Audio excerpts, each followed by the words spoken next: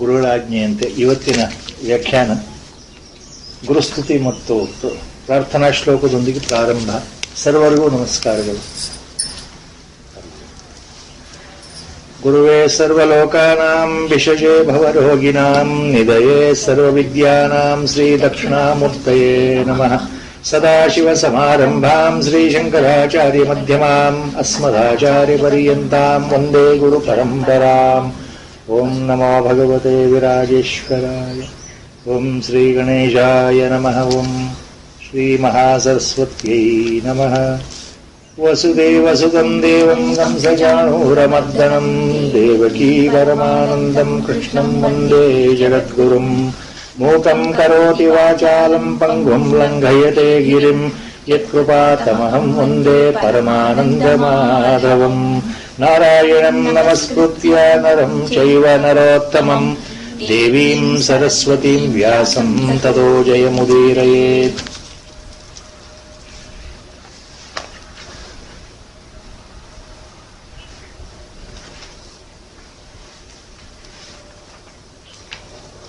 ಹೋದ ಸಲ 17ನೇ ಶ್ಲೋಕ 6ನೇ ಅಧ್ಯಾಯ ಧ್ಯಾನ ಯೋಗ ಅಥವಾ ಆತ್ಮ ಸಂಯಮ ಯೋಗ ಅಲ್ಲಿಗೆ ಬಂದಿತ್ತು ವ್ಯಾಖ್ಯಾನ.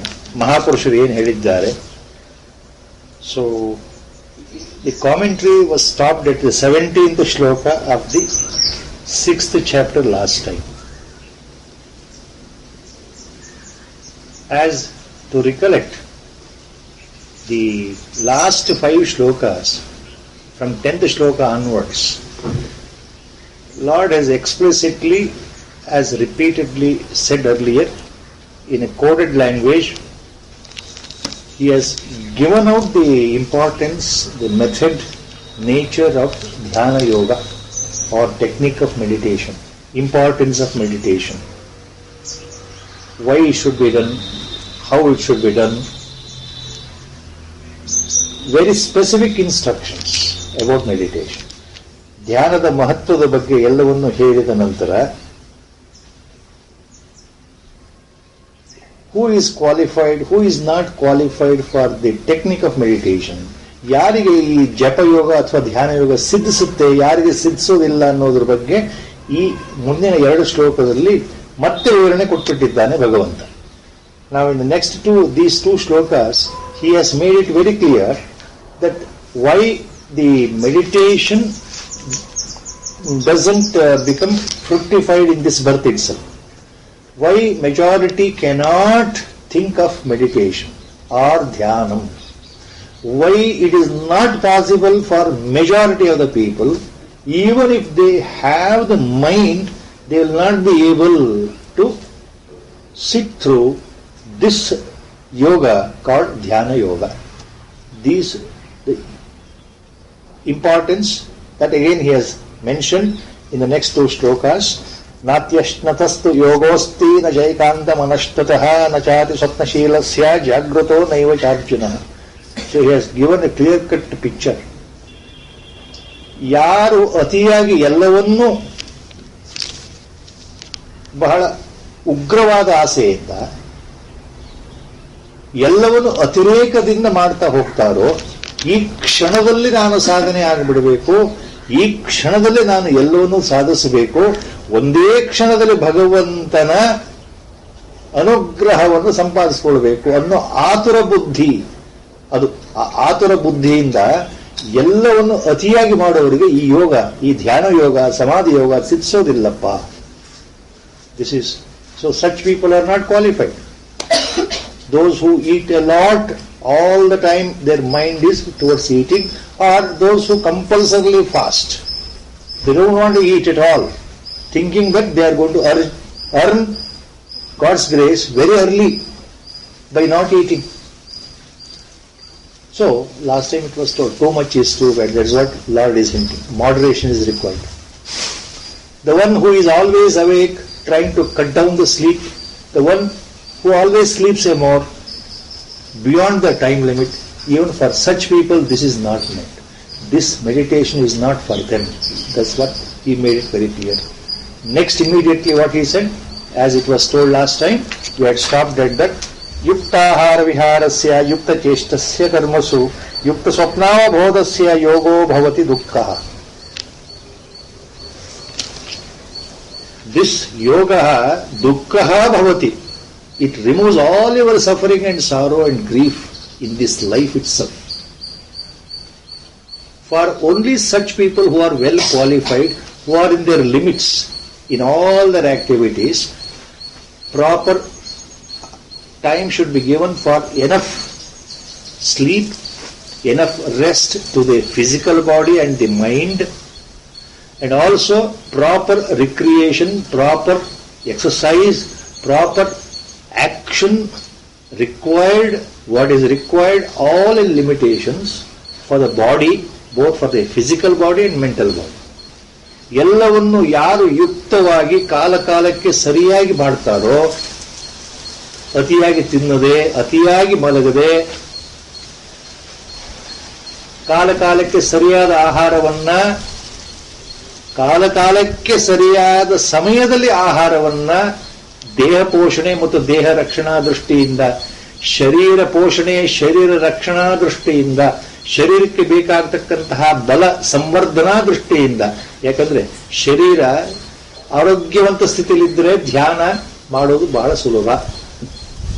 ಶರೀರವೇ ಆರೋಗ್ಯ ಇಲ್ಲದೆ ಇದ್ರೆ ಧ್ಯಾನ ಹೇಗೆ ಮಾಡ್ಲಿಕ್ಕಾಗುತ್ತೆ, ಜಪ ಹೇಗೆ ಮಾಡ್ಲಿಕ್ಕಾಗತ್ತೆ ಅನ್ನೋ ಭಾವ. ಸೊ ಯಾವುದನ್ನು ಅತಿಯಾಗಿ ಮಾಡದೆ ಮಿತವಾಗಿ ಮಾಡೋದಿದೆಯಲ್ಲ, ಹಿತವಾಗಿ ಮಾಡೋದಿದೆಯಲ್ಲ, ಅದು ಬಹಳ ಮುಖ್ಯ. ಅದರಿಂದ ಯುಕ್ತ ಆಹಾರ ವಿಹಾರಸ್ಯ. ಯುಕ್ತ ಶಬ್ದ ಇಲ್ಲಿ moderation. You must require, whatever is required should be taken in the moderate quantity in life.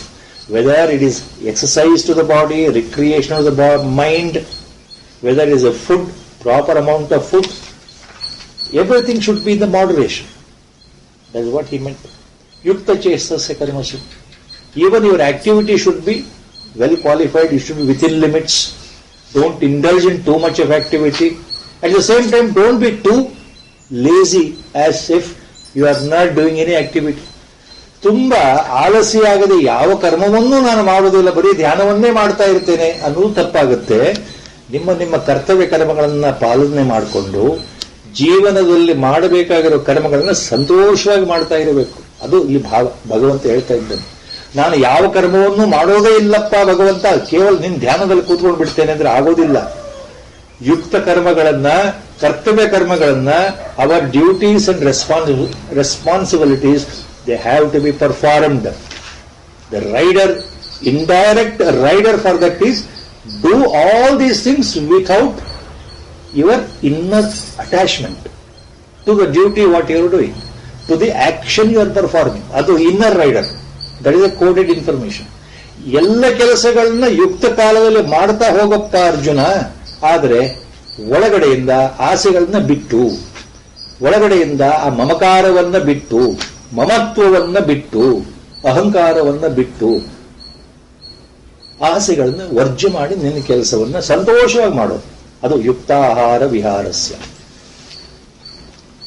ಯುಕ್ತ ಸ್ವಪ್ನಾವಬೋಧಸ್ಯ. ಕಾಲ ಕಾಲಕ್ಕೆ ಸರಿಯಾದ ನಿದ್ರೆ ಬೇಕಾಗತ್ತೆ. ನಾನು ಪ್ರತಿ ಸಲವೂ ಜಾಗರಣೆ ಮಾಡಿದ್ದೇನೆ, ಭಗವಂತನನ್ನ ಸ್ಮರಿಸ್ತೇನೆ, ಭಗವಂತನನ್ನ ಬೇಗ ಸೇರಬೇಕು ಅಂತ ಹೇಳಿ ದೇಹ ಪ್ರಕೃತಿಯನ್ನ ಮೀರಿ ರಾತ್ರಿ ಇಡೀ ನಾನು ನಿದ್ದೆಗೇಡೋದಾದ್ರೆ, ರಾತ್ರಿ ಇಡೀ ಭಜನೆ ಮಾಡ್ತಾ ಅಂತ ಕೂತ್ಕೊಳ್ತೇನೆ, ಧ್ಯಾನ ಮಾಡ್ತೇನೆ, ಜಪ ಮಾಡ್ತೇನೆ ಅಂತ ಕೂತ್ಕೊಂಡ್ಬಿಟ್ರೆ 1-2 ದಿವಸದಲ್ಲಿ ದೇಹ ಆರೋಗ್ಯ ಹಾಳಾಗುತ್ತೆ, ಮನಸ್ಸಿನ ಆರೋಗ್ಯ ಹಾಳಾಗುತ್ತೆ. ಅದರಿಂದ ಭಗವಂತ ಪ್ರಾಪ್ತಿ ಆಗೋದಿಲ್ಲ, ಭಗವಂತ ಅನುಗ್ರಹ ಸಿಗೋದಿಲ್ಲ. ದೇಹವೇ ತೊಂದರೆಗೀಡಾದ್ಮೇಲೆ ಮನಸ್ಸು ಎಲ್ಲಿ ಸುಮ್ಮನೆ ಆಗುತ್ತೆ? ಮನಸ್ಸು ಹೇಗೆ ಧ್ಯಾನದಲ್ಲಿ ಮುಂದುವರಿಯುತ್ತೆ? ದೇಹ ಸರಿಗಿದ್ದರೆ, ದೇಹ ಸ್ವಸ್ಥಿತಿಯಲ್ಲಿದ್ದರೆ, ದೇಹ ಆರೋಗ್ಯವಾಗಿದ್ದರೆ ಮನಸ್ಸು ಧ್ಯಾನಕ್ಕೆ ಹೋಗೋದಕ್ಕೆ ಅದು ಸಹಕಾರಿ.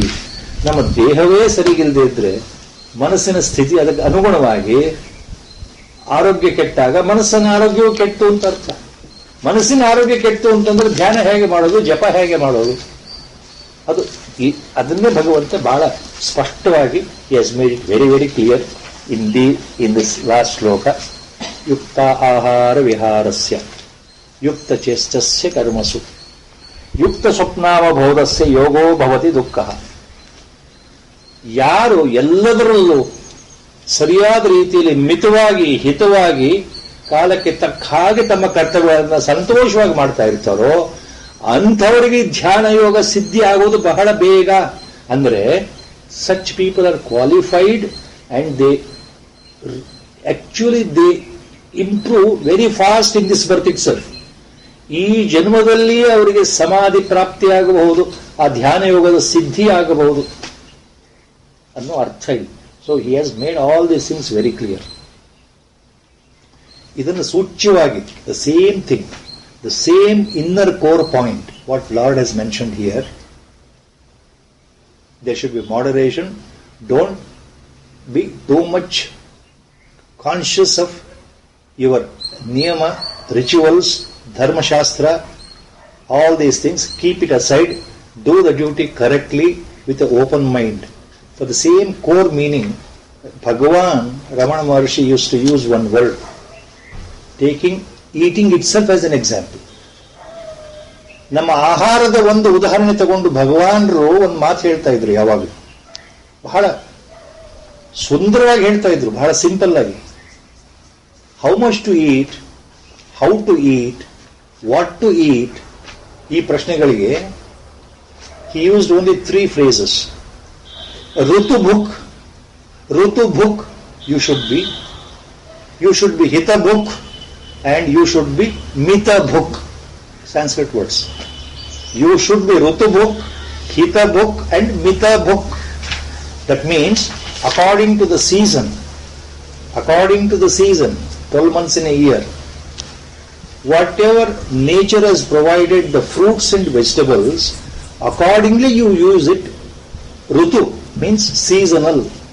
Your body food should be in accordance with the seasons, whatever is available. Then Hita Bhuk and Mita Bhuk. Whatever is beneficial to your body constitution, eat only that. Mita means eat in limited quantity. Mita Bhuk. You should eat in limited quantity. Just because you relish different types of food doesn't mean that you should go on overindulging in eating, inviting all troubles. Such a beautiful sentence he used, small phrases he used. So these are the things what Lord has mentioned here. For such people, the dhyana yoga becomes so easy because they are qualified and they end up in the final goal, samadhi. ಧ್ಯಾನದಿಂದ ಸಮಾಧಿ ಅದು ಬಹಳ ಬೇಗ ಬಂದ್ಬಿಡುತ್ತೆ, ಬಹಳ ಬೇಗ ಸಿದ್ಧಿ ಆಗುತ್ತೆ ಪರಮಾತ್ಮನ ಕೃಪೆಯಿಂದ ಅಥವಾ ಗುರು ಕೃಪೆಯಿಂದ. So we had stopped up to that point. 18th shloka. From 18th shloka onwards, again 18th and 19th and the next 2-3 shlokas, up to next 3-4 shlokas. Now the thing is, lord ಇಲ್ಲೇನು ಹೇಳ್ತಾ ಇದ್ದಾನೆ ಭಗವಂತ, ಯಾರು ಯೋಗದಲ್ಲಿ ಪರಿಣಿತಿಯನ್ನು ಹೊಂದುತ್ತಾರೋ, ಯೋಗದಲ್ಲಿ ಸಿದ್ಧಿಯನ್ನು ಪಡೀತಾರೋ, ಅಂದ್ರೆ ಯಾರು ನಿಜವಾದ ಧ್ಯಾನ ಯೋಗದಲ್ಲಿ ಮುಂದುವರಿತಾ ಹೋಗ್ತಾರೆ, ಯಾರಿಗೆ ಧ್ಯಾನ ಯೋಗ ಸಿದ್ಧಿ ಆಗುತ್ತದೆ, ಆ ಪರಮಾತ್ಮನ ಕೃಪೆಯಿಂದ ಧ್ಯಾನ ಯೋಗದಲ್ಲಿ ಸಮಾಧಿ ಉಂಟಾದ್ರೆ, ಆತ್ಮದರ್ಶನ ಉಂಟಾದ್ರೆ, ಸ್ವರೂಪ ಜ್ಞಾನ ಬಂದರೆ ಅಲ್ಲಿಗೆ ಧ್ಯಾನ ಯೋಗದ ಸಿದ್ಧಿ ತಾನಾಗಿಯೇ ಭಗವಂತನ ಕೃಪೆಯಿಂದ ಅಥವಾ ಗುರುವಿನ ಕೃಪೆಯಿಂದ ಆಯಿತು ಅಂತ ಅರ್ಥ. ಅಂದ್ರೆ ಇದರ ಧ್ಯಾನದ ಮಹತ್ವ ಮತ್ತು ಅದರ ಫಲವನ್ನು ಹೇಳ್ತಾ ಇದ್ದಾನೆ. What is the ultimate purpose of doing meditation? Ultimate the fruits you are enjoying because of meditation. In other words, ultimate purpose of our life itself. So importance of meditation again. Yada vinayatam chittam atmannevavatisthate nispruha sarva kamebhyo yukta ityuchyate tada. So this shloka he is making very clear, beginning point. When you become completely qualified, when you progress gradually, culminating in the samadhi sthiti by Guru's grace or God's grace, all these things, initial effort is ours, sadhaka or aspirant should start with the effort.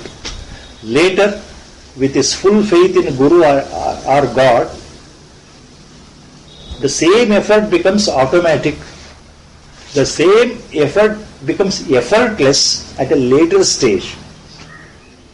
To become effortless, initial efforts are very much required.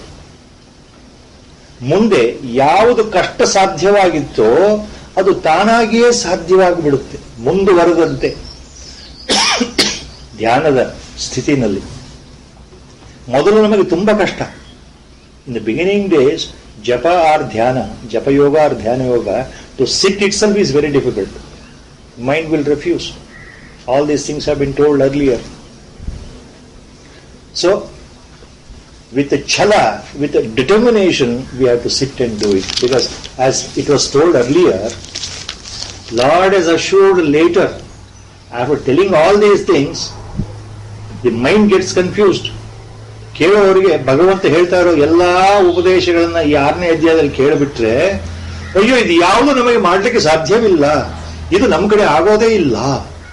ಎಷ್ಟೆಲ್ಲ ಭಗವಂತ ಹೇಳ್ತಾ ಇದ್ದಾನೆ, ಪರಮಾತ್ಮ ಹೇಳ್ತಾ ಇದ್ದಾನೆ, ನೀನು ಹಾಗಿರಬೇಕು, ನೀನು ಹೀಗಿರಬೇಕು, you should be like that, you should be like that, you should be such, qualification should be like this, ನಿನ್ನಲ್ಲಿ ಈ ಗುಣಗಳಿರಬೇಕು, ನೀನು ಈ ರೀತಿ ಮಾಡಬೇಕು ಅಂತೆಲ್ಲ ಭಗವಂತ ಹೇಳ್ತಾ ಇದ್ದಾನಲ್ಲ. ಈ ರೀತಿ ಮಾಡಿದರೆ ನಿನಗೆ ಧ್ಯಾನ ಸಿದ್ಧಿ ಆಗುತ್ತೆ, ಪರಮಾತ್ಮ ಒಲಿತಾನೆ, ಪರಮಾತ್ಮನ ದರ್ಶನ ಆಗುತ್ತೆ, ಆತ್ಮನ ದರ್ಶನ ಆಗುತ್ತೆ, ನಿನ್ನ ಸ್ವರೂಪ ದರ್ಶನ ಆಗುತ್ತೆ, ನೀನು ಯಾರು ಅಂತ ನಿನಗೆ ಒಳಗಡೆಯಿಂದ ಆ ಒಳಗಡೆ ಇರೋ ಪರಮಾತ್ಮನೇ, ಆ ಪರಮ ಚೈತನ್ಯವೇ ನಿನಗೆ ಅಲ್ಲಿ ತೋರಿಸ್ಕೊಡ್ತಾನೆ. ನಿನ್ನ ಪ್ರತ್ಯೇಗಾತ್ಮವೇ ನೀನು ಅಂತ ಅಲ್ಲಿ ಗೊತ್ತಾಗುತ್ತೆ ಕೊನೆ ಕ್ಷಣದಲ್ಲಿ ಅಂತ ಭಗವಂತ ಹೇಳ್ತಾ ಇರೋದು. ನಮಗೆ ಅರ್ಥ, ಅಯ್ಯೋ ಇದು ಸಾಧ್ಯವೇ ಇಲ್ಲ ಅಂತ ನಾವು ಹೆದರು ಬಿಡ್ತೇವೆ. ಅದಕ್ಕೆ ಮೊದಲೇ ಹೇಳಿದ ಮಾತು, earlier it was told, later Lord has assured. Don't be afraid, don't lose your heart, I am there, you start without any worry. That is a point. By going into the explanation commentaries of Acharyas, definitely if you are serious about the commentaries given by all Mahatmans, somewhere the doubt may come in the mind that I am not qualified. ಎಲ್ಲ ಮಹಾತ್ಮರು ನಮ್ಮ ಗುರುದೇವರ ವ್ಯಾಖ್ಯಾನ ಸೇರಿ ಏನು ಬರೆದಿದ್ದಾರೆ ಈ ಶ್ಲೋಕಗಳಿಗೆ, ಭಗವಂತ ಹೀಗೆ ಹೇಳ್ತಾ ಇದ್ದಾನೆ, ಅದನ್ನ ಬಹಳ ಶ್ರದ್ಧೆಯಿಂದ ನಾನು ಅರ್ಥ ಮಾಡ್ಕೊಂಡು ಕೂತ್ಕೊಂಡ್ರೆ ಮನಸ್ಸಲ್ಲಿ ಎಲ್ಲೋ ಒಂದು ಕಡೆ ಯಾವುದೋ ಒಂದು ಸಮಯದಲ್ಲಿ ಒಂದು ಸಂಶಯ ಬರಬಹುದು. ಬಹಳ ಜನಕ್ಕೆ ಬರಬಹುದು, ಬರುವುದೇ ಇಲ್ಲ ಅಂತಲ್ಲ, ಬಹಳ ಜನಕ್ಕೆ ಬರಬಹುದು. ಯಾವುದು ಇದು ನನ್ನ ಕಡೆ ಸಾಧ್ಯವಾ? ಆ ಸಂಶಯದ ಜೊತೆಗೆ ಮತ್ತೊಂದು ಸಂದೇಹ, ಇದು ಈ ಜನ್ಮದಲ್ಲಿ ನನಗೆ ಸಾಧ್ಯ ಇಲ್ಲ. ಮೊದಲು ಆಗುತ್ತಾ ಅನ್ನೋ ಸಂಶಯ, whether it is possible. First question. Second question immediate is whether it is possible in this birth itself. Third point, somewhere the mind comes to a conclusion automatically, subconscious mind, ಚಿತ್ತದಲ್ಲಿ ಯಾವ ಸ್ಫುರಣೆ ಬರಬಹುದು ಅಂದ್ರೆ ಇದು ನನಗೆ ಸಾಧ್ಯ ಇಲ್ಲ, I am not qualified. See, all these things were told earlier, 2 or 3 weeks before itself. For that, he has given assurance. So with that assurance we have to go into all these things. Nothing to worry. ಯಾವ ಯೋಚನೆ ಮಾಡಬೇಕಾಗಿಲ್ಲ. ಭಗವಂತ ಹೇಳಿದ್ದು ನಾವು ಅರ್ಥ ಮಾಡ್ಕೊಳ್ಳೋದು ಮುಖ್ಯ.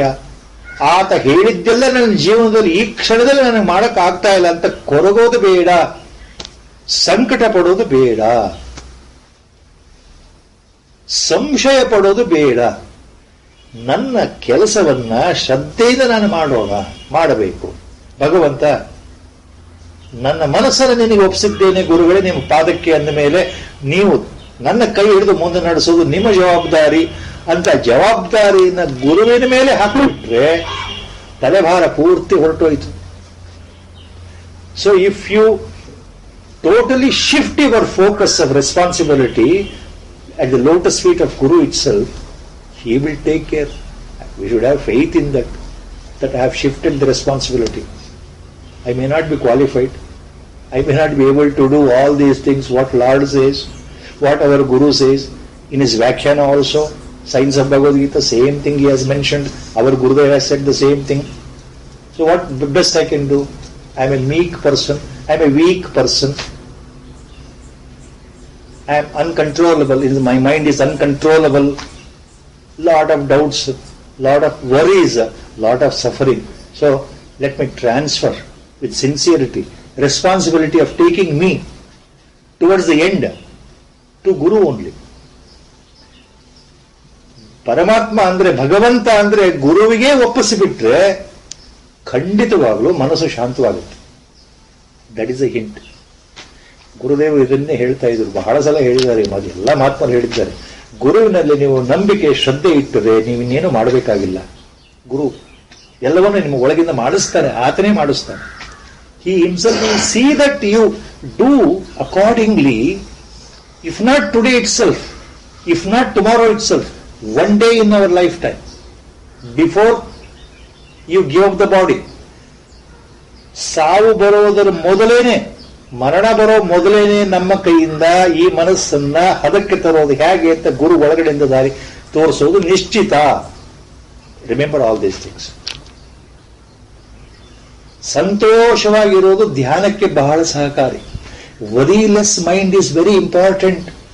With worry, if you sit for meditation or for japa, both way it won't help at all.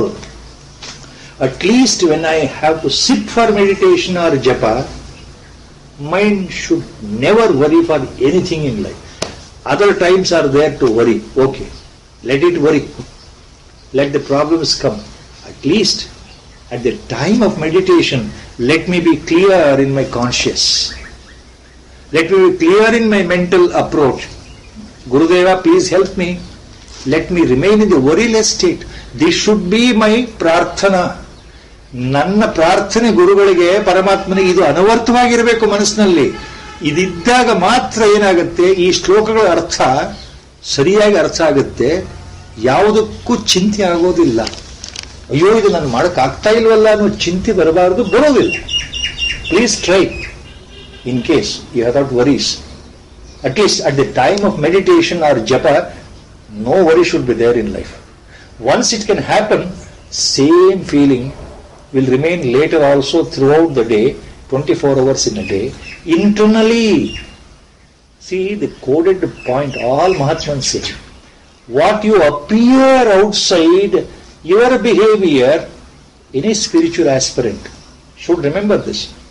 What the aspirant appears to the world, the way he behaves with the world, is nothing to do with his internal component. Inside he becomes stabilized. That is the ultimate point in meditation. Once you get stabilized, that is samatva sthiti. That itself is yoga. What is yoga? That equilibrium state, that balanced mind. That leads to stillness. That automatically leads to prashanta manas, stillness of mind. So, as aspirant progresses in meditation, ಧ್ಯಾನ ಯೋಗದಲ್ಲಿ ಮುಂದುವರೆದಂತೆ ಭಗವಂತ ಏನ್ ಹೇಳ್ತಾ ಇದ್ದಾನೆ, ಅರ್ಜುನನ ನೆಪ ಮಾಡಿಕೊಂಡು ನಮಗೆ ಕೊಡ್ತಾ ಇರೋ ಉಪದೇಶ ಏನು ಅಂದ್ರೆ, ಯದಾ ವಿನೀತಂ ಚಿತ್ತಂ ಆತ್ಮನ್ನೇವಾವತಿಷ್ಠತೆ ನಿಸ್ಪೃಹ ಸರ್ವಕಾಮೇಭ್ಯೋ ಯುಕ್ತ ಇತ್ಯುಚ್ಯತೆ ತದಾ. ವಿನೀತಂ ಚಿತ್ತಂ ಆತ್ಮನ್ನೇವ ತಿಷ್ಠತೆ, ಆತ್ಮನ್ನೇವ ಅವತಿಷ್ಠತೆ. ವಿನೀತಂ ಚಿತ್ತಂ, coded, that is a phrase, very important. When the mind is subdued, worryless mind. ಮನಸ್ಸು ಪ್ರಶಾಂತವಾಗೋದು ಯಾವಾಗ ಅಂದ್ರೆ ಚಿಂತೆಗಳಿಂದ ಮುಕ್ತವಾದಾಗ. ಅಂದ್ರೆ ಮನಸ್ಸನ್ನ ನಿಗ್ರಹ ನಾವು ಮಾಡಿಕೊಳ್ಳೋದು ನಮ್ಮ ಕೈಲಿದೆ. ಮನಸ್ಸನ್ನ ಗಟ್ಟಿ ಹಿಡಿಯೋದು ನಮ್ಮ ಕೈಲಿದೆ. ಮನಸ್ಸನ್ನ ಶಕ್ತಿಯುತವಾಗಿ ಶಾಂತ ಮಾಡೋದು ನಮ್ಮ ಕೈಲಿದೆ. ಮನಸ್ಸನ್ನ ವಶ ಮಾಡಿಕೊಳ್ಳೋದು ನಮ್ಮ ಕೈಲಿದೆ. ಅದು ನಿರಂತರವಾಗಿ ಆಗೋ ಪ್ರಯತ್ನ ಒಂದು ದಿವಸ ಆಗೋದಲ್ಲ. Last time it was told. So once we can capture your mind andre, once your mind becomes stabilized, prashantatma, vinayitam chittam, when the mind is controlled and thoroughly disciplined,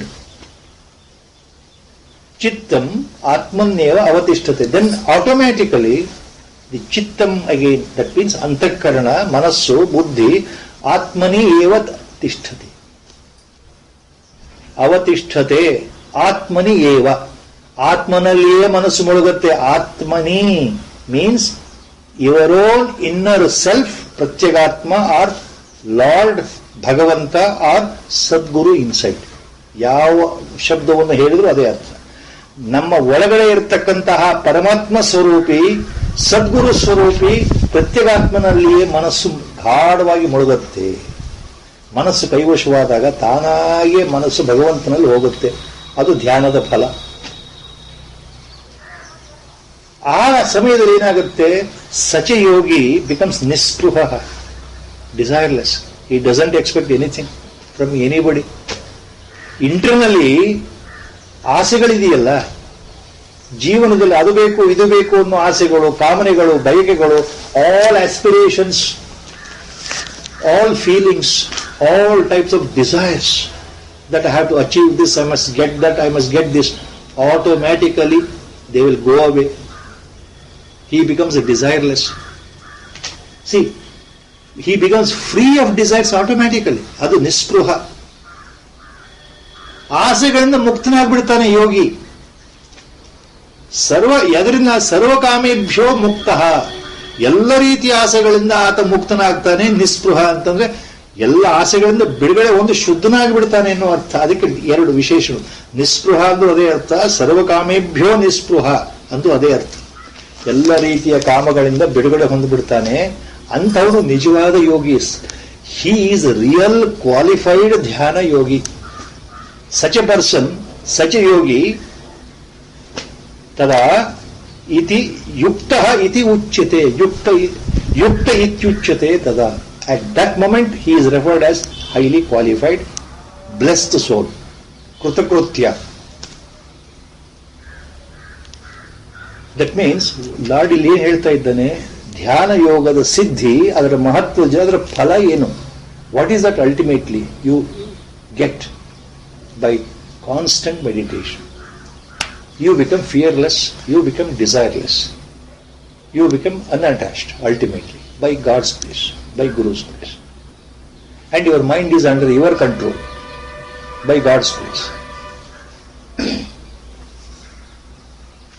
Mind automatically dwells in inner Atman only. Atmadarshan ಆಗೋದು ಆ ಸಮಯದಲ್ಲಿ. ಮನಸ್ಸು ಆತ್ಮನಲ್ಲಿಯೇ ಮುಳುಗು ಹೋಗುತ್ತೆ ಅಂತ ಹೇಳ್ತಾ ಇದ್ದೇನೆ ಭಗವಂತ. ಚಿತ್ತಂ ಆತ್ಮನ್ನೇವ ಅವತಿಷ್ಠತೆ. ಚಿತ್ತಂ ಆತ್ಮನಿಯೇವ ಅವತಿಷ್ಠತೆ. ಆತ್ಮನಿಯೇವ ಅಂದ್ರೆ ನಿನ್ನ ಸ್ವಂತ ಆತ್ಮನಲ್ಲಿಯೇ, ಅಂದ್ರೆ ಭಗವಂತನಲ್ಲಿಯೇ ಅಂತ ಅರ್ಥ. In God only the mind automatically dwells, it gets immersed. You need not take much trouble. ಯಾವುದು ಮೊದಲು ಕಷ್ಟವಾಗಿತ್ತೋ, what appear to be impossible, one pointed concentration, that happens easily by Guru's grace at one particular Shubha Muhurta as you progress in meditation. ಇದು ಮತ್ತೆ ಮತ್ತೆ ನಮ್ಮ ಗುರುಗಳು ಎಲ್ಲ ಮಹಾತ್ಮರು ಹೇಳಿರೋದು ಏನು ಅಂದ್ರೆ, ಅದೇ ಮನಸ್ಸಿಗೆ ಯೋಚನೆ, ಕಳವಳ, ಸಂದೇಹ ಬರೋದು ಇಲ್ಲೇ. ಹೌದಾ, ನಾನು ಕಳೆದ ಎಷ್ಟೋ ತಿಂಗಳಿಂದ ಧ್ಯಾನ ಮಾಡ್ತಾ ಇದ್ದೇನೆ, ಎಷ್ಟೋ ತಿಂಗಳಿಂದ ಜಪ ಮಾಡ್ತಾ ಇದ್ದೇನೆ, ಎಷ್ಟೋ ವರ್ಷಗಳಿಂದ ಧ್ಯಾನ ಮಾಡ್ತಾ ಇದ್ದೇನೆ, ನನಗೇನು ಆಗಿಲ್ವಲ್ಲ, nothing is happen to me for so many months, so many years I am doing meditation, I am doing japa as our Gurudev has given me the mantra japa. Nothing has happened. This one pointed concentration word I am not able to feel. Only words have remained words only. ಬಹಳ ಜನಕ್ಕೆ ಆಧ್ಯಾತ್ಮ ಸಾಧನೆಯಲ್ಲಿ ಮುಳುಗಿರೋ ಬಹಳಷ್ಟು ಸಾಧಕರಿಗೆ ಇವೆಲ್ಲ ಸಹಜವಾಗಿ ಬರೋ ಪ್ರಶ್ನೆಗಳೇ. ಇದನ್ನು ಯಾಕೆ ಒತ್ತಿ ಒತ್ತಿ ಮಾತುಗಳು ಬರ್ತಾ ಇದೆ ಈಗ ಅಂದ್ರೆ, ಇದಕ್ಕೆ ಮುಂದೆ ಭಗವಂತ ದಾರಿ ತೋರಿಸಿದ್ದಾನೆ. Nothing to feel, nothing to fear, nothing to worry. Don't worry, it will happen. Don't compare yourself with others. ಅದು ಇಲ್ಲಿ ಮುಖ್ಯವಾದ ಪಾಯಿಂಟ್. ಕೆಲವರಿಗೆ ಒಂದೇ ದಿವಸದಲ್ಲಿ ಆಗಬಹುದು, ಹುಟ್ಟತಾನೆ ಆಗ್ಬಿಡಬಹುದು, ಹುಟ್ಟೋ ಮೊದಲೇ ಜ್ಞಾನೋದಯ ಆಗಬಹುದು. ಹಾಗಂತ ನನಗ್ಯಾಕಾಗಲಿಲ್ಲ ಅನ್ನೋ ಪ್ರಶ್ನೆಗೆ ಉತ್ತರ ಏನು? ನಮ್ಮ ಪ್ರಾರಬ್ಧದಲ್ಲಿ ಅದು ಬರೋದಿಲ್ಲ ಅಷ್ಟೇ. I am not qualified to be like that. Best example is, all of us we know the greatest Mahatman, Shuka Maharshi, a born Jivan Mukta, born Brahmajnani. Even born means before birth he was a Brahmajnani. Even his father, Vedavyasa Maharshi, was not a born Brahmajnani. Please remember the difference. Whereas Shuka Maharshi, son of Vedavyasa Maharshi, was known, is known, well known in our Indian Vedanta, in our holy scripture, born Brahmajnani. ಅವರಿಗೆ ಯಾವುದು ಬೇಕಾಗಿಲ್ಲ, ಹುಟ್ಟುತ್ತಾನೆ ಅವರು ಬ್ರಹ್ಮಜ್ಞಾನಿಗಳು. ಅಲ್ಲಿ ಬರುತ್ತೆ, ಭಾಗವತದಲ್ಲಿ ಬರುತ್ತೆ, ಮಹಾಭಾರತದಲ್ಲೂ ಬರುತ್ತೆ. The moment he was Born, he was a 10-year-old boy. The moment he was born, he became a 10-year-old boy. All allegories and symbols, please remember. And then he walked out without even looking at father and mother. Ashtu detachment. When father Vedavyasa Maharshi ran behind the son because of the putra vyamoha. Again, symbols are there. All symbols are here to remember. Vedavyasa Maharshi himself is a jnani, please remember that. But the story is like that. He ran behind the son, calling him, son, where are you going? I am your father, please come back. Look at me, look at me. This point is only to highlight importance of Shuka Maharshi, not to degrade Vedavyasa Maharshi. There is an allegory or a symbol. ಹಾಗೆ ಕೆಲವರಿಗೆ ಗುರುನೇ ಇರೋದಿಲ್ವಲ್ಲ. Technically speaking, Bhagavan Ramana Maharshi, greatest ಬ್ರಹ್ಮಜ್ಞಾನಿ, greatest avadhuta. In fact, he is a present day Kaliyuga Maharshi. Technically he had no guru. No guru gave him mantropadesha. He became a Brahmajnani at the age of 17 itself. 17 ವರ್ಷಕ್ಕೆ ಅವರು ಬ್ರಹ್ಮಜ್ಞಾನಿಗಳಾಗ್ಬಿಟ್ರಲ್ಲ. ಯಾವ 17 ವರ್ಷದ ಹುಡುಗ, ವೆಂಕಟರಾಮನ್ ಅನ್ನೋ ಹೆಸರಿನ ಹುಡುಗ, ಮಧುರೈನಲ್ಲಿ ಚಿಕ್ಕಪ್ಪನ ಮನೆಯಲ್ಲಿ ಮೇಲ್ಗಡೆ ಫಸ್ಟ್ ಮೊದಲನೇ ಮಹಡಿನಲ್ಲಿ ಮಲ್ಕೊಂಡಾಗ ಅಲ್ಲಿ ಆ ಜ್ಞಾನೋದಯ ಆಗೋಯ್ತಲ್ಲ. ಅವ್ರಿಗೆ ಯಾವ ಗುರು ಇದ್ರು ಆ ಸಮಯದಲ್ಲಿ? ಯಾವ ಗುರುಪದೇಶವೂ ಇಲ್ಲವಲ್ಲ ಅವರಿಗೆ. ಹಾಗೆ ನಮಗೆ ಯಾಕೆ ಇಲ್ಲ, ನಮಗೆ ಯಾಕೆ ಆಗ್ತಾ ಇಲ್ಲ? See, no comparison. ಆಲ್ ಮಹಾತ್ಮನ್ಸ್ have set. So, the problem comes only by comparison and our mind becomes deluded. ಮಾಯೆ ಯಾವ ರೀತಿ ಆಡಿಸುತ್ತೆ ಅಂದ್ರೆ, ಇನ್ನೊಬ್ಬರನ್ನು ನೋಡಿ ನಾವು ಲೆಕ್ಕ ಹಾಕೊಳ್ಳೋದು, ಅಯ್ಯೋ ಅವ್ರು ಎಂಥ ದೊಡ್ಡವರು, ಅಧ್ಯಾತ್ಮದಲ್ಲಿ ಎಷ್ಟು ಮುಂದೆ ಹೋಗ್ಬಿಟ್ಟಿದ್ದಾರೆ, ನಾನೇನೋ ಮುಂದೆ ಹೋಗಿಲ್ವಲ್ಲ, ನಾನು ಯಾವಾಗ ಮುಂದೆ ಹೋಗೋದು?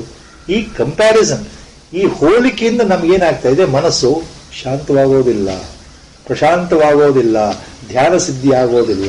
ಧ್ಯಾನದ ಮೊದಲನೇ ಹಂತವೇ ಸಂತೋಷವಾದ ಮನಸ್ಸು, ವ್ಯಸನರಹಿತವಾದ ಮನಸ್ಸು, ಯಾತನಾರಹಿತವಾದ ಮನಸ್ಸು. ಧ್ಯಾನದ ಮೊದಲನೇ ಘಟ್ಟ, the first step itself for ಜಪ ಧ್ಯಾನ is to remain worryless. At least at the time of meditation, at least at the time of japa. No worries, should not be.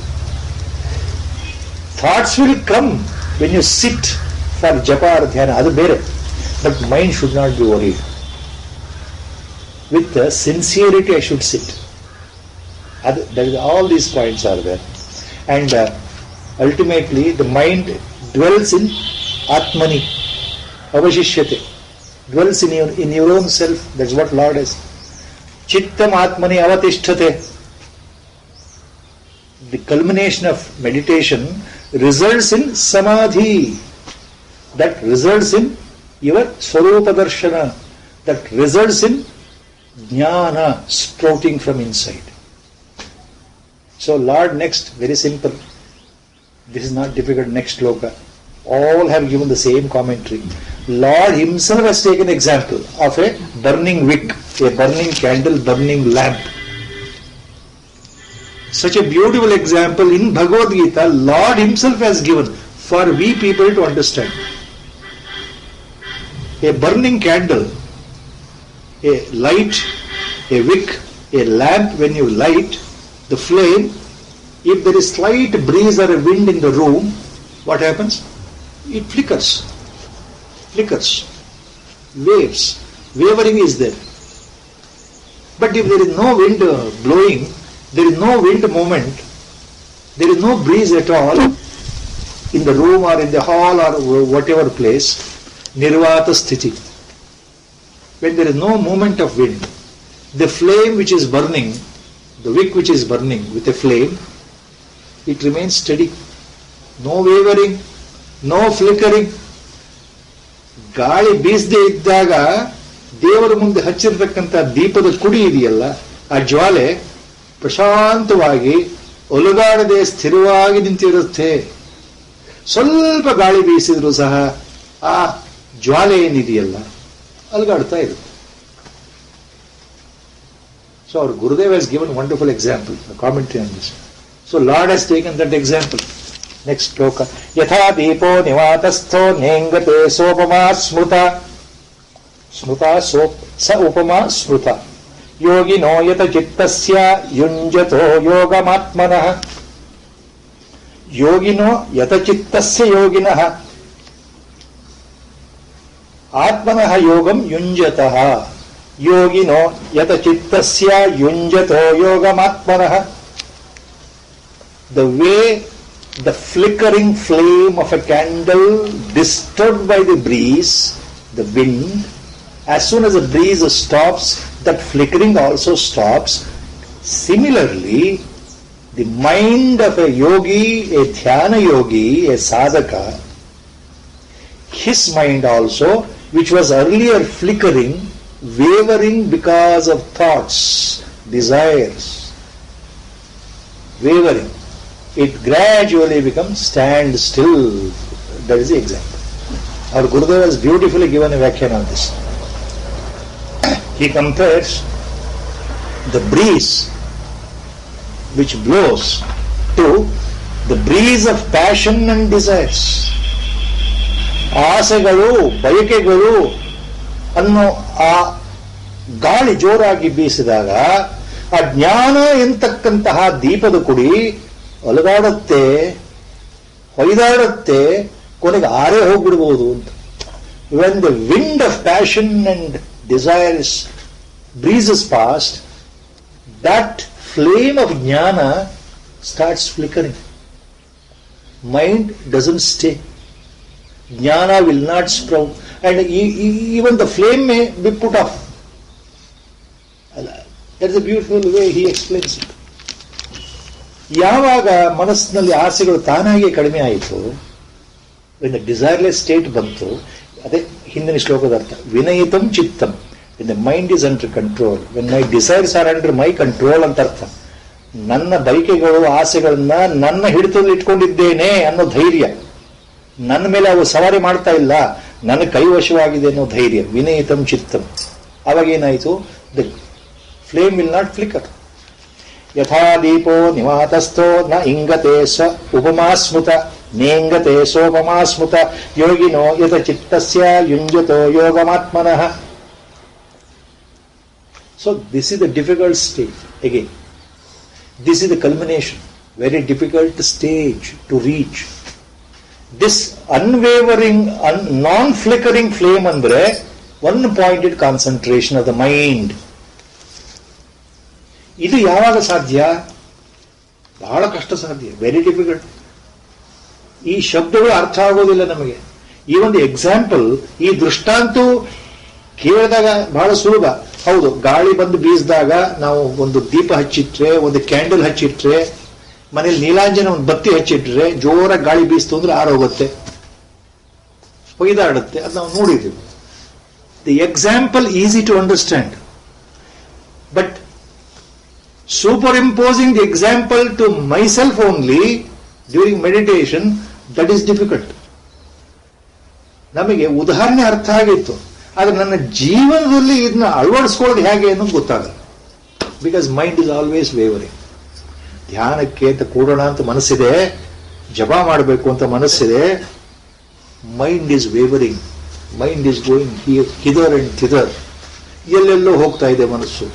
ಜಪ ಮಾಡಲಿಕ್ಕೆ ಮನಸ್ಸಾಗಲ್ಲ, ಏನೋ ಒಂದು ಕಾರಣ, ಏನೋ ಒಂದು ನೆಪ, some reason mind will start searching. Calling bell rings, telephone rings, mind goes away. The mind gives a signal to this body. Somebody is giving a ring, please get up and talk. So mind goes away in that direction. 2 or 3 times there is a phone ringing, definitely we'll get up. We'll get up from dhyana or japa. That is how the Maya plays a trick, please remember. This is what our Gurudev always is hinting. Initially your effort is very important. ಅದಕ್ಕೆ ಪ್ರಾರಂಭದ ಹಂತದಲ್ಲಿ ನಮ್ಮ ಪ್ರಯತ್ನ ಇದೆಯಲ್ಲ ಬಹಳ ಬಲವಾಗಿರಬೇಕು ನೋಡಪ್ಪ. ಯಾಕೆಂದ್ರೆ ಮಾಯೆ ಯಾವ ರೀತಿ ಆಡಿಸುತ್ತೆ ಅಂದ್ರೆ ಒಂದು ಕಾರಣ ಹುಡುಕತ್ತೆ, ನಿಮ್ಮನ್ನು ಎಬ್ಬಿಸ್ಬೇಕು ಸೀಟಿಂದ, ನಿಮ್ಮ ಆಸನದಿಂದ ನಿಮ್ಮನ್ನು ಎಬ್ಬಿಸೋದಕ್ಕೆ ಏನೋ ಒಂದು ಸಣ್ಣ ಕಾರಣ ಸಿಕ್ಕರು ಅಷ್ಟೇ. ರಸ್ತೆಯಲ್ಲಿ ಒಂದು ಜೋರಾಗಿ ಶಬ್ದ ಆದ್ರೆ ಮೈಂಡ್ ಅಲ್ಲೇ ಹೋಯ್ತು. ಮನೆಯಲ್ಲಿ ಯಾರೋ ಒಬ್ರು ಮಾತಾಡ್ತಾ ಇದ್ರೆ ಮೈಂಡ್ ಅಲ್ಲಿಗೆ ಹೋಯ್ತು. ಇದರಿಂದ ನನಗೆ ಧ್ಯಾನವೇ ಆಗ್ತಾ ಇಲ್ವೇ, ಮನಸ್ಸಿಗೆ ಕಳವಳ, ಮನಸ್ಸಿಗೆ ಸಂದೇಹ, ಪ್ರತಿ ದಿವಸವೂ ಇದೇ ಆಗ್ತಾ ಇರೋದ್ರಿಂದ ನನಗೆ ಧ್ಯಾನವೇ ಮಾಡ್ಲಿಕ್ಕೆ ಆಗಲ್ಲ. ಇವತ್ತು ಏನೋ ತಲೆನೋವಿದೆ, ಇವತ್ತು ಒಂದು ದಿವಸ ಬಿಟ್ಬಿಡೋಣ ಧ್ಯಾನ, ನಾಳೆ ಮಾಡೋಣ, ಹೇಗಿದ್ರು ಮಾಡ್ತೀವಲ್ಲ. See, the mind tries to find a reason. ಇದೆಲ್ಲ ಯಾಕೆ ಬರ್ತಾ ಇದೆ ಅಂದ್ರೆ ಭಗವಂತ ಮುಂದೆ ಹೇಳಿದ್ದಾನೆ, ಅದನ್ನ already it was told earlier. So don't feel disheartened, don't worry, don't feel you are weak, I am there. Have determination, have ಸತ್ಸಂಕಲ್ಪ, everything will be all right. ಇದನ್ನ ಯಾಕೆ ಮತ್ತೆ ಮತ್ತೆ same points are coming from the mouth? Because this is secret. The secret here is how blessed we are. That is a secret. Our mind should go to this point only all the time when the mind is disturbed. ಮನಸ್ಸಿಗೆ ಸಂದೇಹ ಬಂದಾಗ, ತೊಂದರೆ ಬಂದಾಗ, suffering ಇದ್ದಾಗ ಇದನ್ನು ನೆನಪಾಡ್ಕೊಳ್ಬೇಕು ನಾವು ಯಾವಾಗಲೂ ಅಷ್ಟೇ. How many times I remember God only knows in my life how lucky we are compared to billions on the road. How lucky I am, because our guru is there inside. He has blessed us. Our Guru is there to look after. Our Guru is there as a benefactor. Our Guru is there as a God himself.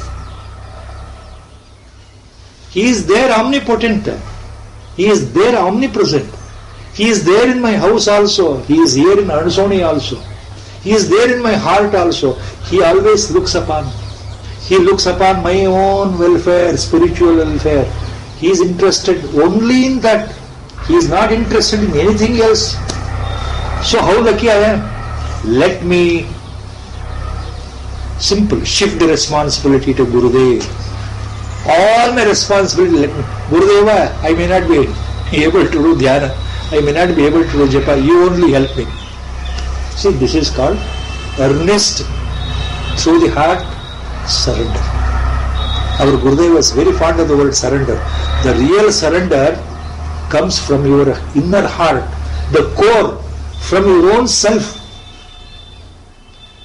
The self is nothing but Sadguru himself. There he himself will bless. Gurudev was talking on this point only all the time. So that is how we should not feel sorry. We should not feel worry at all. So these points are all the time coming out from the mouth. If you at least 1 minute sit quietly every day and think on this aspect, how lucky we are. How many people are lucky like us? How many people have got a Sadguru, Brahmajnani as their own Guru and blessed by Guru in this birth? Around us, in and around Bangalore, in the whole country, in the whole world, how many are blessed by a Brahmajnani? That is enough.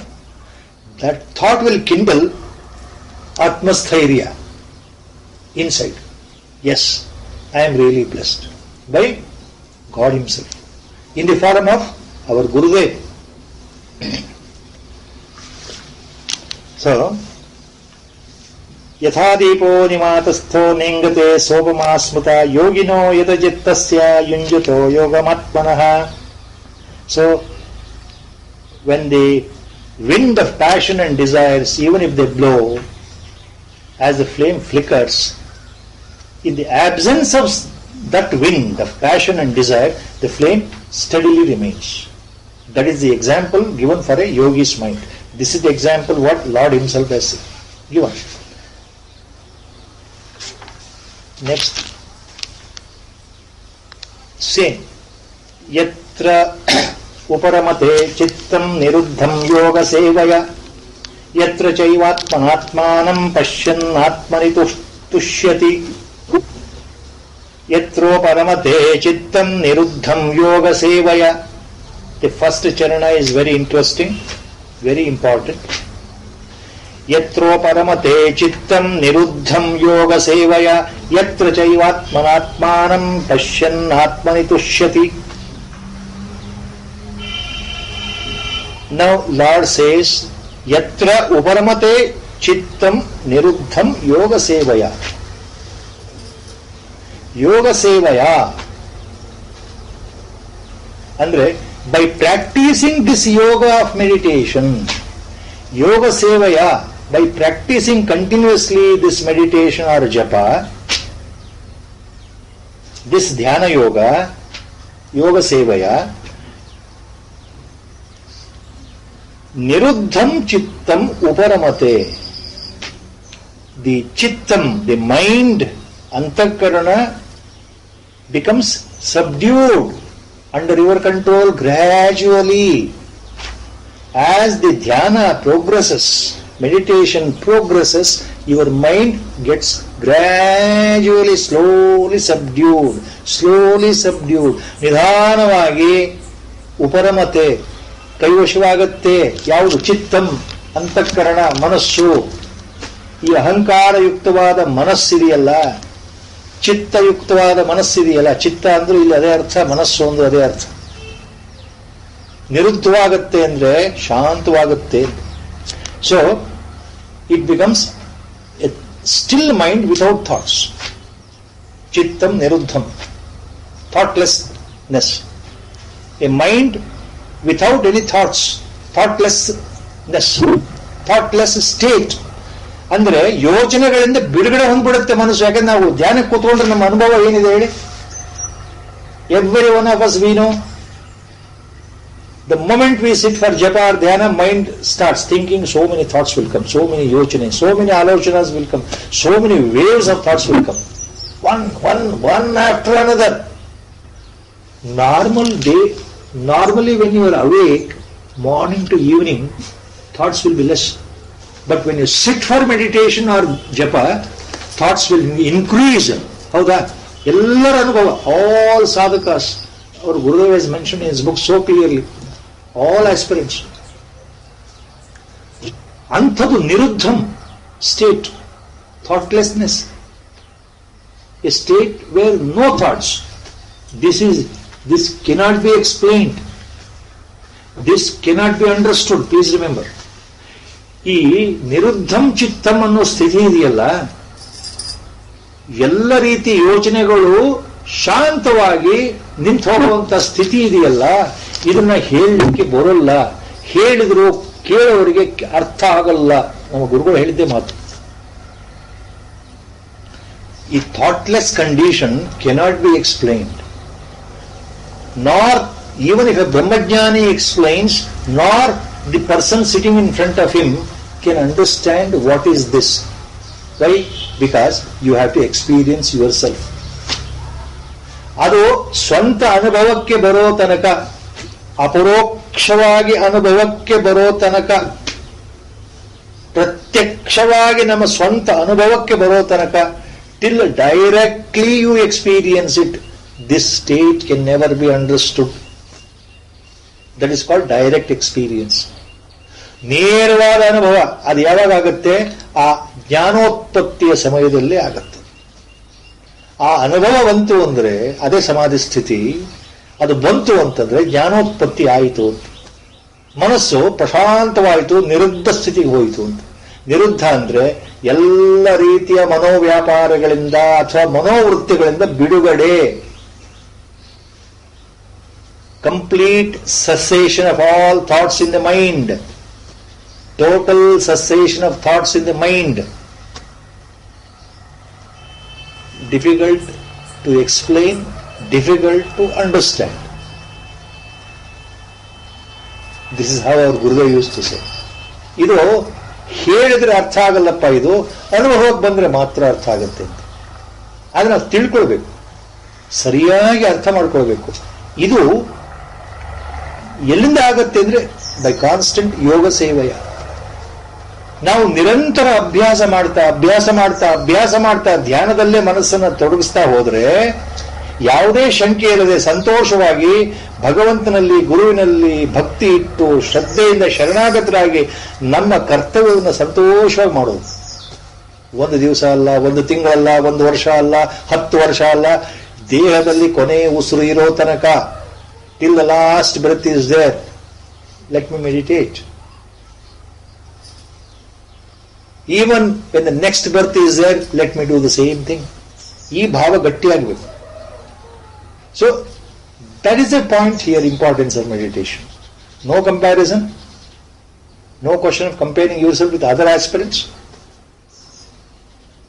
Others have gone fast, I am at the same stage, nothing, no comparison at all. ಯಾವುದೇ ರೀತಿ ಹೋಲಿಕೆ ಇಲ್ಲ. ನನ್ನ ಕೆಲಸವನ್ನ, ನನ್ನ ಕರ್ತವ್ಯ ಶ್ರದ್ಧೆಯನ್ನು ಮಾಡೋದು ಅಂತ ಅರ್ಥ. ಇದೇ ಈ ಮಾತಿದೆಯಲ್ಲ, ಮೊದಲನೇ ಚರಣ, ಯತ್ರ ಉಪರಮತೆ ಚಿತ್ತಂ ನಿರುದ್ಧಂ ಯೋಗ ಸೇವೆಯ. When the mind reaches that state of thoughtlessness, the self stays totally blissful. Yatra cha eva atmana atmanam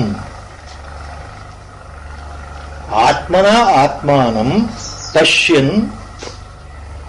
ತನ್ನ ಆತ್ಮನಿಂದ ತನ್ನ ಆತ್ಮನನ್ನೇ ನೋಡ್ತಾನೆ ಅಂತಂದ್ರೆ ತನ್ನನ್ನು ತಾನೇ ನೋಡ್ತಾನೆ. ಹಿ ವಿಲ್ ಸಿ ಹಿಮ್ಸೆಲ್ಫ್ ಅಂದ್ರೆ ಅರ್ಥ ಏನು? Through his own mind, pure mind, subdued mind, ವಿಶುದ್ಧ ಸತ್ವ mind, his totally purified intellect, with his own totally purified ಅಂತಃಕರಣ, ಹಿ ವಿಲ್ ಸಿ ಹಿಮ್ಸೆಲ್ಫ್ ಅಂದ್ರೆ ಸ್ವರೂಪ ದರ್ಶನ. ತನ್ನನ್ನು ತಾನೇ ನೋಡೋದು ಅಂದ್ರೆ ಅರ್ಥ ಏನು? ಹೂ am I, who am I, that will be understood, perceived. That is a correct perception, direct experience. Here, common parlance ಅಲ್ಲಿ ಪಶ್ಯನ್ ಆತ್ಮನ ಆತ್ಮನಿ ಅಂತಂದ್ರೆ ತನ್ನನ್ನು ತಾನೇ ನೋಡ್ಕೊಳ್ಳೋದು ಅಂತಂದ್ರೆ ತನ್ನ ಆತ್ಮನಲ್ಲಿ ತಾನೇ ಐಕ್ಯವಾಗೋದು ಅಂತ ಅರ್ಥ. He will merge himself in his own Brahman. ಅಂದ್ರೆ he will know really who he is. He is nothing but that Brahman only, that Parabrahma Vastu only, that Paramatma only, that Chaitanya only. ನಾನು ಯಾರು ಅಂದ್ರೆ ಆ ಪರಮ ಚೈತನ್ಯವೇ ನಾನು ಅನ್ನೋ ಅನುಭವ ಕೊನೆಯಲ್ಲಿ ಬರುತ್ತೆ. ಧ್ಯಾನಾವಸ್ಥೆಯ ಕೊನೆಯ ಹಂತದಲ್ಲಿ ಆ ಅನುಭವ ಬರಬೇಕು. ಆ ಅನುಭವ ಬರಬೇಕು ಅಂದ್ರೆ ಮನಸ್ಸು ಎಲ್ಲ ರೀತಿಯ ಯೋಜನೆಗಳಿಂದ ಮುಕ್ತವಾಗಿರಬೇಕು, ಅಮನಸ್ಕ ಸ್ಥಿತಿಯಲ್ಲಿ ಇರಬೇಕು. ಅಸಂಪ್ರಜ್ಞಾತ ಸಮಾಧಿಯಲ್ಲಿ ಮಾತ್ರ ಈ ಅನುಭವ ಆಗುತ್ತೆ. ದ್ವೈತ ಪೂರ್ತಿ ಹರಿದು ಹೋಗಿ ಅದ್ವೈತ ದರ್ಶನ, ಪರಮಾರ್ಥ ದರ್ಶನ ಆಗೋದಲ್ಲಿ, ಆತ್ಮದರ್ಶನ ಆಗೋದಲ್ಲಿ. ತಾನು ತನ್ನನ್ನು ತಾನೇ ನೋಡೋದು ಅಂದ್ರೆ ಅದೇ ಅರ್ಥ. ಆತ್ಮನನ್ನೇ ನೋಡ್ತಾನೆ ಅಂದ್ರೆ ತನ್ನಿಂದ ತಾನೇ ಅರಿತುಕೊಳ್ಳಲ್ಪಡುತ್ತಾನೆ. He will be aware of his real identity, true identity at that moment. That is called ಜ್ಞಾನಾವಸ್ಥಾ ultimate. That is called realization or emancipation or salvation, whichever word, Vedantic word. ಅದು ಧ್ಯಾನಾವಸ್ಥೆಯ ಕೊನೆಯ ಹಂತ, ಧ್ಯಾನಾವಸ್ಥೆಯ ಕೊನೆ ಫಲ, ಮುಕ್ತಾವಸ್ಥೆಯ ಕೊನೆ ಫಲ ಅಂತ ಹೇಳ್ಬೋದು. ಯತ್ರ ಚೈವಾತ್ಮನಾತ್ಮಾನಂ ಪಶ್ಯನ್ ಆತ್ಮನಿ ತುಷ್ಯತಿ. ಪಶ್ಯನ್ ಆತ್ಮನಿ, ತನ್ನಲ್ಲಿ ತಾನೇ ನೋಡಿಕೊಂಡು ತುಷ್ಯತಿ. He will remain totally blissful, ಆನಂದವಾಗಿರ್ತಾನೆ. Tushyati means he remains blissful. He remains totally under total everlasting bliss, eternal bliss. ಇದಕ್ಕೆ ನೋ ವರ್ಡ್ಸ್. ಅದು ಬ್ರಹ್ಮಾನಂದ ಸ್ಥಿತಿ. ನಿಜಾನಂದ ಸ್ಥಿತಿ, ಆತ್ಮಾನಂದ ಸ್ಥಿತಿ, ಆತ್ಮಾರಾಮ ಸ್ಥಿತಿ, ಯಾವ ಶಬ್ದಗಳನ್ನು ಹೇಳಿದರೂ ಅರ್ಥ ಆಗೋಲ್ಲ. ಪ್ಲೀಸ್ ರಿಮೆಂಬರ್, ಆ ಸ್ಥಿತಿ ಅನುಭವಕ್ಕೆ ಬರಬೇಕೇ ಹೊರತು ಬಾಯಿಂದ ಎಷ್ಟೇ ಶಬ್ದಗಳಿಂದ ಹೇಳಿದ್ರು ಅದು ಕೇವಲ ಶಬ್ದಗಳಾಗಿ ಕಿವಿಗೆ ಹೋಗುತ್ತೆ ಹೊರತು ಅನುಭವಕ್ಕೆ ಬಂದಿಲ್ಲ. ಹಾಗಂತ ಕೊರಗೋದು ಬೇಡ. ಅದನ್ನೇ ಭಗವಂತ ಹೇಳ್ತಾನೆ. ಈ ಸ್ಥಿತಿ ನಿಮಗೂ ಬರುತ್ತೆ, ಎಲ್ಲರಿಗೂ ಬರುತ್ತೆ. ಯೋಚನೆ ಮಾಡೋದು ಬೇಡ. ಈ ಶ್ಲೋಕದ ಮೊದಲನೇ ಚರಣವನ್ನೇ ಗುರಿಯಾಗಿಟ್ಟುಕೊಂಡು ಪತಂಜಲಿ ಮಹರ್ಷಿಗಳು ತಮ್ಮ 4 ಪಾದಗಳಲ್ಲಿರತಕ್ಕಂಥ ಯೋಗ ಸೂತ್ರಗಳನ್ನೇನು ರಚನೆ ಮಾಡಿದರು, the famous yoga sutras of Patanjali Maharshi, the very first ಪಾದ, ವೆರಿ ಫಸ್ಟ್ ಸೂತ್ರ, coded language, the very first sutra itself is based on this. Yogaschitta vritti nirodham, that is the first sutra. Yogaschitta vritti nirodham, first sutra of Patanjali Maharshi, Yoga Sutra. That is based on this only. Chittam niruddham yoga sevaya, by constant meditation, by constant practice of meditation, chittam niruddham, your mind gets controlled. So what is the point here to remember? We need not feel sorry or feel doubtful, feel disturbed that nothing is happening to me. ನಮಗೆ ಆ ಶಂಕೆ ಇರಬಾರ್ದು, ಮನಸ್ಸಲ್ಲಿ ಸಂದೇಹ ಇರಬಾರ್ದು. ಅಯ್ಯೋ, ನಾನೇನು ಮಾಡ್ತಾ ಇಲ್ವಲ್ಲಪ್ಪ, ನನಗೇನು ಸಾಧ್ಯವೇ ಆಗ್ತಾ ಇಲ್ವಲ್ಲ, ನನಗೆ ಜಪವೇ ಆಗ್ತಾ ಇಲ್ವಲ್ಲ, ಧ್ಯಾನ ಅಂದ್ರೆ ಗೊತ್ತಿಲ್ವಲ್ಲ, ಏನ್ ಮಾಡೋದು? ಭಗವಂತ ಹೇಳಿಬಿಟ್ಟಿದ್ದಾನಲ್ಲ, ಇದು ನಾನು ಅರ್ಥ ಮಾಡ್ಕೊಳ್ಬೇಕು ಅಂತ ಕೂತಿದ್ದೇನೆ, ಇದೆಲ್ಲ ನನ್ನ ಕಡೆ ಸಾಧ್ಯವೇ ಇಲ್ವಲ್ಲ. ಸರಿ, ಪ್ರಶ್ನೆಗಳು ಶುರು ಆಯ್ತಾ? ಮತ್ತೆ if you go through the previous shlokas, ಧ್ಯಾನದ ಈ ಕೊನೆ ಹಂತ ಇದೆಯಲ್ಲ, ಇದು ಬರೋಕ್ ಮೊದಲು ಹೂ ಇಸ್ ಕ್ವಾಲಿಫೈಡ್, ಭಗವಂತ ಹೇಳ್ಬಿಟ್ಟಿದ್ದಾನಲ್ಲ, ಅದನ್ನೆಲ್ಲ ಒಂದೊಂದೇ ನೆನೆಸ್ಕೊಂಡ್ರೆ all the qualification Lord has explained here earlier ಶ್ಲೋಕಾಸ್. ಯುಕ್ತಾಹಾರನಾಗಿರ್ಬೇಕು, ಯುಕ್ತ ಚೇಷ್ಟಸ ಕರ್ಮಸು, ಯುಕ್ತ ಚೇಷ್ಟನಾಗಿರಬೇಕು, ಜಿತೇಂದ್ರಿಯನಾಗಿರಬೇಕು ಅಥವಾ ಸಂಯತೇಂದ್ರಿಯನಾಗಿರಬೇಕು. ಯು ಶುಡ್ ಬಿ ಸಂಯತೇಂದ್ರಿಯ, ಜಿತೇಂದ್ರಿಯ, ಯುಕ್ತಾರಹ, ಯುಕ್ತ ಆಹಾರ, ಯುಕ್ತ ವಿಹಾರ, ಯುಕ್ತ ಚೇಷ್ಟ. ಯು ಶುಡ್ ಬಿ ವಿಗತ ಬಿಹಿ, ಯು ಶುಡ್ ಫಾಲೋ ಬ್ರಹ್ಮಚಾರಿ ವೃತ.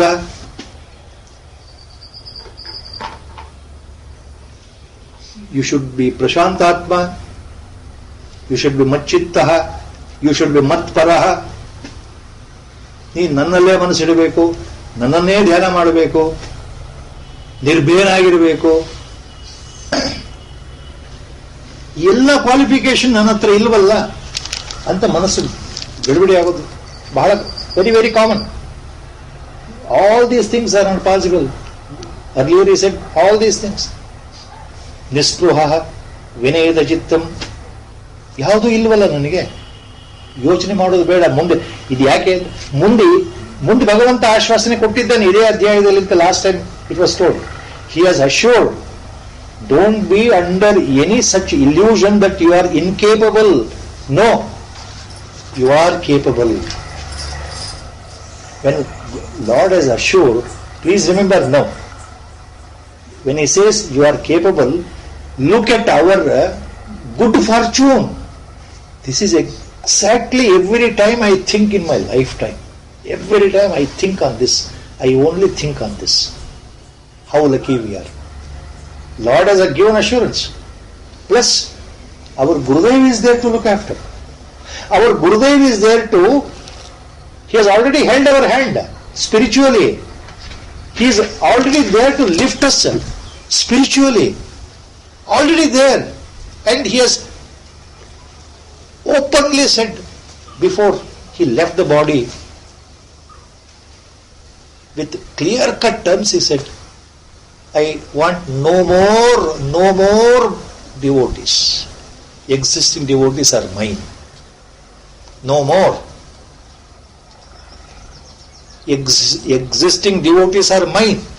These are the words Through his lotus mouth I have heard. What does it mean? What does it mean? ಈಗಿರೋ ನನ್ನ ಭಕ್ತರು ಸಾಕು, ಹೊಸಬರು ಯಾರು ಬೇಡ. No more new devotees. That means what? I am looking after them. Whatever devotees are there, they are mine only. They are my property only. That is what he meant. Through his own mouth he meant. Same assurance, please remember, in Bhagavad Gita, next coming chapters. There is one famous statement, one famous promise. Please remember that. Nobody remembers that normally. Lord has assured the same way as our Gurudev has said. Long back Lord has said the same thing. Name bhaktaha pranashyati. Always we have to remember this statement. You can take it as a mantra japa. Name bhaktaha pranashyati. Lord's assurance, Lord's promise, ಭಗವಂತ ಕೊಟ್ಟಿರತಕ್ಕಂತಹ ವಚನ, ಭಗವಂತನ ವಚನ, ಭಗವಂತನ ಪ್ರತಿಜ್ಞೆ ಸುಳ್ಳಾಗಲಿಕ್ಕೆ ಸಾಧ್ಯನಾ? You think he is a liar? You think it is not possible? ನಮೇ ಭಕ್ತಃ ಪ್ರಣಶ್ಯತಿ, ನನ್ನ ಭಕ್ತರು ಯಾರೂ ನಾಶವಾಗಲ್ಲ ಅಂತ ಭಗವಂತ ಹೇಳಿಬಿಟ್ಟಿದ್ದಾನೆ. ಹಾಗಾದ್ರೆ ಗುರು ಏನ್ ಹೇಳಿದ್ರು? ಈಗಿರೋ ನನ್ನ ಭಕ್ತರೇ ಸಾಕು. ಅದೇ ಅರ್ಥ ಅಲ್ವಾ? The same way he meant. ಗುರು ಬೇರೆ, ಭಗವಂತ ಬೇರೆನಾ? ಬೇರೆ ಬೇರೆ ಅಂತ ಒಂದು ಕ್ಷಣ ನಾನು ಭಾವನೆ ಮಾಡಿದಾಗ ನನ್ನ ಸಾಧನೆ ಎಲ್ಲಿತ್ತು ಅಲ್ಲೇ ಇರುತ್ತೆ, ಮೇಲೆ ಹೋಗೋದಿಲ್ಲ. ಸಾಕ್ಷಾತ್ ಪರಮಾತ್ಮನೇ ಗುರು ರೂಪದಲ್ಲಿ ನನ್ನ ಎದುರು ಇದ್ದಾನೆ, ಒಳಗಡೆ ಇದ್ದಾನೆ, ಹರಿಸಿದ್ದಾನೆ ಅಂತ ನಾವು ತಿಳ್ಕೊಳ್ಳೋದಿದೆಯಲ್ಲ, ಆವಾಗ ಅರ್ಥ ಆಗತ್ತೆ ಭಗವಂತನ ವಚನ ಇಲ್ಲಿ ಕೊಟ್ಟಿರತಕ್ಕಂಥದ್ದು. ಭಗವದ್ಗೀತೆಯಲ್ಲಿ ನಮೇ ಭಕ್ತಃ ಪ್ರಣಶ್ಯತಿ. We have to remember that. ಗುರುಗಳ ಸಂಕಲ್ಪ ಇವತ್ತಿಗೆ ಇಲ್ಲಿಗೆ ಮುಗಿತಾ ಇದೆ. ವಸುದೇವ ಸುತಂ ದೇವಂ ಕಂಸಚಾಣೂರಮರ್ದನಂ ದೇವಕೀ ಪರಮಾನಂದಂ ಕೃಷ್ಣಂ ವಂದೇ ಜಗದ್ಗುರುಂ ಮೂಕಂ ಕರೋತಿ ವಾಚಾಲಂ ಪಂಗುಂ ಲಂಘಯತೆ ಗಿರಿಂ ಯತ್ಕೃಪಾತಮಹಂ ವಂದೇ ಪರಮಾನಂದ ಮಾಧವಂ. ನಾರಾಯಣಂ ನಮಸ್ಕೃತ್ಯ ನರಂ ಚೈವ ನರೋತ್ತಮಂ ದೇವೀಂ ಸರಸ್ವತೀಂ ವ್ಯಾಸಂ ತಥೋ ಜಯಮುದೀರಯೇತ್. ಹರಿ ಓಂ ತತ್ಸತ್.